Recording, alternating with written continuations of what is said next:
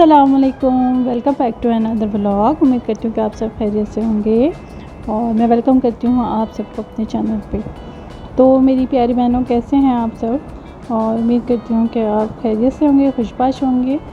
तो शुरू करते हैं अपना व्लॉग। और व्लॉग की इब्तिदा मैं कर रही हूँ अपनी डे के रूटीन से। अभी शावर लेके निकली थी और जैसे कि आपको पता है मौसम बहुत ज़्यादा ड्राई और खुश्क हो गया है। हाथों और पैरों की हिफाजत अगर ना की जाए, उनका केयर ना किया जाए तो अगले साल तक जो मतलब जब गर्मियाँ शुरू होती हैं ना, पैर बहुत ज़्यादा ख़राब हो चुके होते हैं, हाथों का भी हशर निकल गया होता है। ड्राइनेस जो है ना वो रंग काला कर देती है। बहुत अच्छा है कि कोई अच्छी सी क्रीम लेके अपने हाथों और पैरों का नहाने के बाद जो है मसाज करा जाए। तो बस मैं ये लेके आई थी, 2 दिन पहले मैं गई थी अपनी अम्मी के साथ और वही क्रीम लेके आई। ये मसाज क्रीम है और पूरे बॉडी पे लगा सकते हैं हम इसे, क्योंकि मुझे बॉडी की ड्राइनेस का बहुत शदीद प्रॉब्लम है। और जब सर्दियाँ आती है ना तो मुझे एक तरह से बहुत तंग करती है ड्राइनेस। हाथ पैर ऐसा लग रहा होता है जैसे कट रहे हैं और सूख जाते हैं, बिल्कुल एकदम स्किन ख़राब हो जाती है। तो पहले से ही जो है ना, जब नहा के निकलते हैं तो थोड़ी सी नम होती है बॉडी, तो हाथों और पैरों पे इस तरह से मसाज कर लिया जाए तो ये नमी जो है बरकरार रहती है और हाथों पैरों का रंग खिला खिला सा रहता है। अक्सर ख़वातीन अपने आप को निगलेक्ट किए रहती हैं, तो कम से कम रूटीन हमारी इसमें ये शामिल ज़रूर करना चाहिए। कम से कम कोई अच्छा सा मॉइस्चराइज़र ज़रूर बॉडी पे लगाना चाहिए, ताकि हमारी बॉडी का कलर हमारे चेहरे के बराबर लगे। और ये देखिए, ये मैं दिखा रही हूँ, ये लेके आई मैंने स्पा मसाजिंग क्रीम है। बहुत अच्छी है। थोड़ी देर लगा के ना अपने हाथों और पैरों पे थोड़ा सा मसाज करें और ब्लड सर्कुलेट करता है और इस तरीके से स्किन खिल जाती है। अच्छा, चेहरे पे जो है मैं हमेशा से ये वैसलीन लोशन ही लगाती हूँ और ये बहुत अच्छा मुझे रहता है। बहुत ज़्यादा चिकना नहीं करता है चेहरे को और इसकी नमी जो है वो बरकरार रखता है। और मुझे थोड़ा सा पसीने का मसला है ना, तो फिर पसीना भी आता है और बहुत थिक क्रीम लगा लूँ कोई चेहरे पे तो फिर वो चेहरा बहुत ज़्यादा चिकना लगने लगता है। मुझे अगर घर से बाहर ना जाना हो ना, और मतलब जैसे पूरा दिन अगर घर के अंदर ही मैंने स्पेंड किया है, तो मैं ऐसा करती हूँ कि फ़ेस वॉश या साबुन वगैरह यूज़ नहीं करती। साबुन तो वैसे यूज़ नहीं करना चाहिए, लेकिन फ़ेस वॉश अगर वैसे यूजुअली मैं यूज़ करती हूँ ना, जैसे बाहर कहीं गई हूँ तो ज़रा के मुँह धो लेती हूँ, उसके बाद मैं फिर नहीं यूज़ करती। बाहर जाऊँ जब यूज़ करती हूँ, घर में यूज़ नहीं करती बिल्कुल भी। सिर्फ वज़ू करती हूँ, जैसे 5 टाइम की नमाज़ पढ़ी है ना, तो वज़ू से ही चेहरा साफ़ हो जाता है। मेरा ऐसा मानना है कि जब तक आप फ़ेस वॉश वगैरह यूज़ ना करें, जब तक कि आपके चेहरे पे चिकनाई ना आती हो।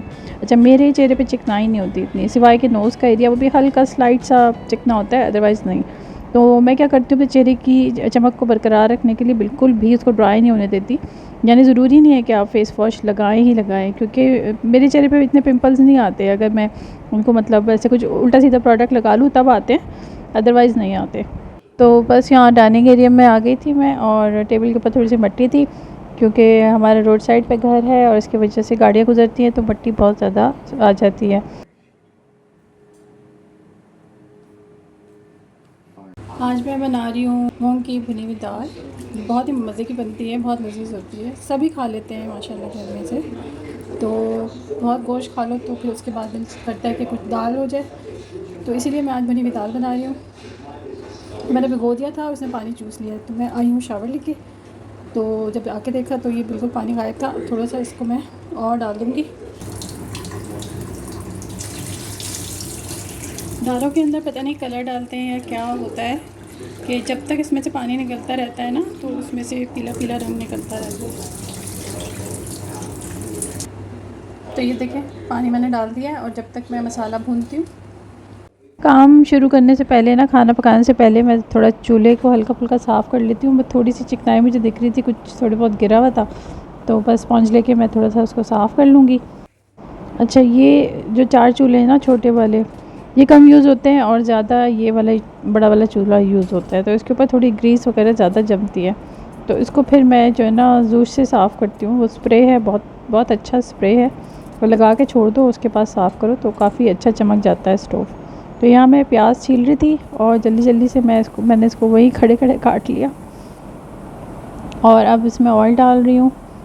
और बहुत मज़े की ये मूंग की दाल बन के तैयार होती है।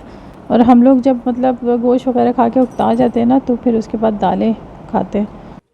तो ये जो मेथड मैं भी बना रही हूँ ना मूंग की दाल, इसके अलावा एक और तरीका भी है मूंग की दाल बनाने का। तो आप लोग मेरा तरीके से अगर बनाएं तो वैसे भी मज़े की होती है। और आप लोगों का क्या तरीका है कमेंट्स में शेयर कीजिएगा, बताइएगा किस तरीके से बनाते हैं आप। मसाला भून के और उसमें टमाटर वगैरह भी डालते हैं, या टमाटर के बगैर बनाते हैं। कुछ लोग क्या करते हैं, सिर्फ मसाले को तेल के अंदर पहले उसको कच्चा पक्का फ्राई कर लेते हैं। और जब मसाले की जब वो उठती है ना, जब खांसी आने लगती है, तो फिर अदरक लहसुन वगैरह डाल के उसको भून के पानी डालते हैं। मतलब घर में लोगों को खांसना ज़रूरी है। तो यहाँ पे मैंने हल्दी जो है वो डाल दी है, कुटी हुई लाल मिर्च ऐड की है। और लाल मिर्च थोड़ी मैं तेज़ रखती हूँ इसके अंदर, वो बिल्कुल जज्ब हो जाती है, ज़रा भी मिर्चें नहीं लगती। और 1.5 खाने का चम्मच यहाँ पे मैंने लाल मिर्च ली है।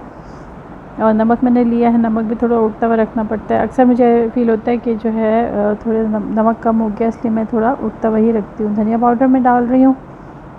और फिर इसको जो है हम भून लेंगे। इसके साथ अच्छा मैं कसूरी मेथी भी इसमें ऐड करूँगी, और गरम मसाला भी ऐड करूँगी।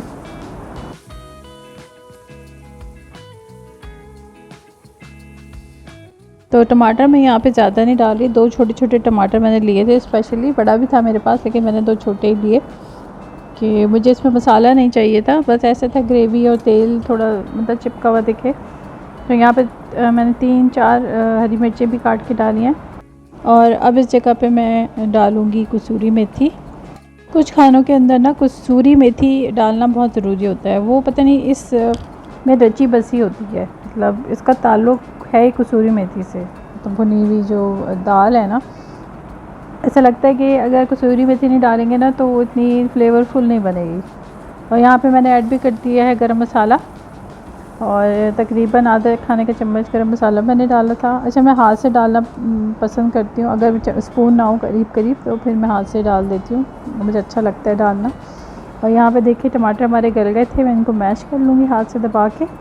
और टमाटर जब ज़रा नरम नरम से मतलब दब जाए ना दबाने से, उसके बाद मैं इसी सिचुएशन में डाल दूँगी दाल। और बस ज़्यादा उसको भूनना नहीं है मुझे, और इसी तरह डाल दूँगी। और इस तरह ना जो पकते में सारा मसाले और हर चीज़ जो है दाल के अंदर जज़्ब हो जाती है। अब आपकी मर्ज़ी है कि आप बिल्कुल उसको टमाटर को बिल्कुल घुला लेना चाहते हैं या क्या, लेकिन जब पकने के बाद उसकी जो लुक है ना वो बड़ी मज़े की आती है। यानी हरी मिर्चें भी दिख रही होती हैं, थोड़ा सा रेड रेड से टमाटर, येलो सी दाल, तो बड़ी कलरफुल सी दाल बन के तैयार होती है। और यहाँ पे ये कुछ बर्तन थे तो मैंने सोचा चलो इसे क्यों छोड़ूं, तो बस इसे भी धो के मैं रख दूँगी रैक के ऊपर। और किचन ना साफ़ सुथरा ही अच्छा लगता है।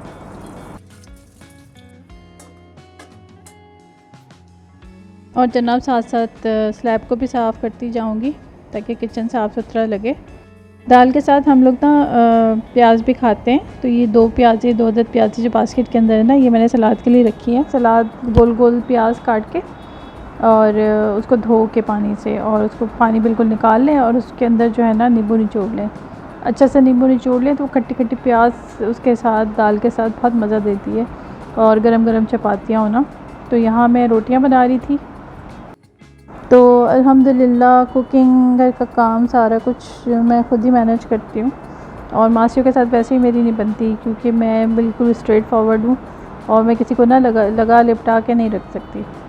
तो बहुत ज़्यादा बातों से खुश रखूँ या ऐसे नहीं, जो बात सच्ची है वो मुँह पे बोल देती हूँ मैं। अब यही वजह है कि बस बहुत कम लोगों को ही मैं पसंद आती हूँ तो मुझे इससे फ़र्क भी नहीं पड़ता। अब बंदा क्यों ही झूठ बोले, झूठ बोलना क्यों ज़रूरी है, मुझे समझ नहीं आती। जो बात सच्ची है, जिसमें जितने गट हैं वो उतनी तारीफ़ सुनेगा। अच्छा, ये आटा ना मैंने कल ही रात ही गूंद के रखा था, और बस इत्तेफाक है कि वो गूंदा हुआ पड़ा हुआ था, तो बस वही आटा मैं निकाल के फ्रिज से ले आई थी, और उसके पेड़े बना के बस रोटियां मैं बना रही हूँ। तो कभी कभी ना जब काम पहले से हुआ हुआ होता है ना, यानी हाफ़ डन हुआ हुआ होता है, तो काफ़ी इंसान को आराम मिल जाता है। और पहले मैं सोच रही थी, मुझे ख्याल नहीं रहा कि मैंने गूंद के रखा है, मैं सोच रही थी अल्लाह अभी तो मुझे आटा भी गूंदना होगा, लेकिन जब मैंने फ्रिज में देखा तो वो गूंदा हुआ था आटा। तो बस यहाँ रोटियाँ भी बन गई थी, और दाल भी हमारी तैयार हो गई थी। अभी मैं आपको दिखाती हूँ निकाल के। और बहुत खड़ी खड़ी दाल नहीं रखती हूँ मैं, मतलब वो ऐसी भी नहीं होती कि बहुत दब गई हो, मतलब बस अच्छी खिली हुई दाल बनती है और बहुत मज़े की बनती है इस तरीके से। ये देखें किस कदर अच्छी लग रही है। हरा धनिया तो बहुत ही मज़ा देता है हर डिश में जो है ना, चाहे आलू गोश्त हो या आलू कीमा हो या दालें हो या सब्जियाँ हो, हरा धनिया डालो ऊपर से बहुत मज़ा आता है। तो बहुत मज़ेदार सी ये दाल बन के तैयार हुई थी। आप लोग घर में ज़रूर ट्राई कीजिएगा, इंशाअल्लाह ताला मुझे उम्मीद है कि आपको पसंद आएगी। और जनाब इसके बाद रात में ना ये हुआ कि मुझे बस पता नहीं क्या मुझे एकदम से ना बस दिमाग में आता है कि बस ये कर लूँ वो कर लूँ। तो कमरे की हालत देखी, मैंने कहा बस सब मुझे लग रहा है सफाई होनी है आज इसकी ना। तो बस यहाँ पे मैं क्या कर रही थी, अपने बाल ढाँप रही थी कि अगर गर्द गुबार उड़े तो जो है वो बालों के ऊपर दिखता है ना। तो वो क्योंकि आज मैं नहाई थी और अभी फौरी तौर पे नहाने का मुझे कोई भी इरादा नहीं था, और जब मेरे दिमाग में आ जाए ना तो बस आ जाती है बात, तो मुझे करनी ही होती है। तो बस मुझे ये था कि बस मैं कारपेट से झाड़ू निकाल दूँ। अच्छा मेरी मशीन जो है ना, वो मशीन भी है मेरे पास, तो वो मशीन बहुत भारी हो रही थी और मशीन से बहुत आराम हो जाता है, लेकिन मैं जब से मशीन ख़राब हुई है ना मैं बहुत तंग आ गई हूँ। और यह है कि इमीडिएटली मेरा जाना नहीं हो रहा कि मैं इसको ठीक करा लूँ, और मुझे समझ नहीं आ रही कि उसको मसला हुआ क्या है ना, बहुत भारी सी आवाज़ आ रही है। तो बस यहाँ पे देखिए ये डस्टिंग वगैरह कर रही हूँ, और क्योंकि मिट्टी बहुत आती है ना तो सफाई का ख्याल भी बहुत ज़्यादा रखना पड़ता है। तो मैं और मेरी बेटियाँ जो हैं यहीं सोते हैं, और मैं और दो छोटी बेटियाँ बेड पे सो जाते हैं, और मेरी दो बड़ी बेटियाँ जो हैं वो मैट्रेस लगा लेती हैं नीचे। तो ये मैट्रेस पड़ा है, दो मैट्रेस मैंने निकाले, एक बेड के नीचे कर देते हैं हम तो आ जाता है, एक बाहर ही रखना पड़ता है क्योंकि अभी नया लिया है मैंने मल्टी फोम का, तो वो बेड के नीचे जा ही नहीं रहा होता, अब उसका कहाँ रखूँ तो समझ में नहीं आ रहा होता।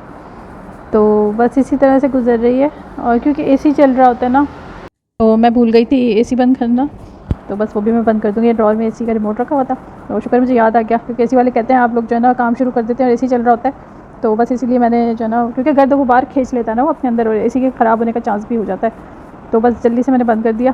तो कहाँ से भाई बार बार ठीक कराना उसको, और आजकल इतने पैसे ले लेते हैं एसी वाले भी। तो बस यहाँ बस जल्दी जल्दी ये काम करूँगी ताकि मैं भी बैठूँ आराम से। बेटी ने चाय बना के रखी हुई थी, मैंने कहा बेटा अभी रखो उसे ढाँक दो, और बस अभी ये कर लूँ मैं, फिर आप लेके आइएगा चाय। तो थोड़ी सी मैंने उससे भी काम लिया है, उसने भी डस्टिंग करी है। तो बस काफ़ी मैं थक गई थी और ऐसा लग रहा था मेरे बीपी लो हो रहा है।